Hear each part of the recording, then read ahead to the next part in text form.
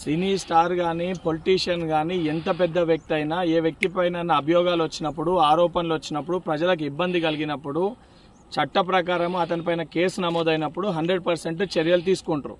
అల్లు అర్జున్ ఎంత పెద్ద స్టార్ ఉన్నా ఏదున్నా తన వల్ల తను అక్కడ వచ్చిన దాని వలన ఇబ్బంది కలిగి ఒక ప్రాణాన్ని కోల్పోవడం జరిగింది, ఒక ప్రాణం పోవడం జరిగింది.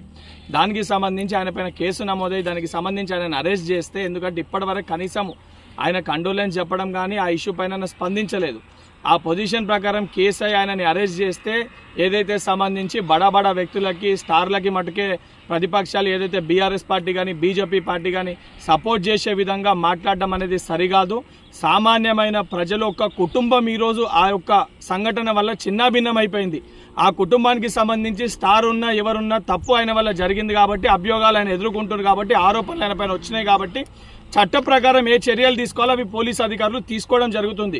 ఇప్పటికన్నా సిగ్గు తెచ్చుకొని ఏదైతే ప్రతిపక్షాలు బీజేపీ పార్టీ బీఆర్ఎస్ పార్టీ ఇటువంటి విషయాలపైన కాకుండా ప్రజల సమస్యలు ఏమన్నా ఉంటే వాస్తవానికి వాటిపైన అసెంబ్లీలో చర్చించండి తప్ప ఇటువంటి బడా వ్యక్తుల కోసము బడా నాయకుల కోసము స్టార్ల కోసము మీరు అండదండగా నిలబడితే రేపు పొద్దున తెలంగాణ ప్రజలు మిమ్మల్ని చెప్పులతోటి కొట్టే పరిస్థితి ఏర్పడుతుంది.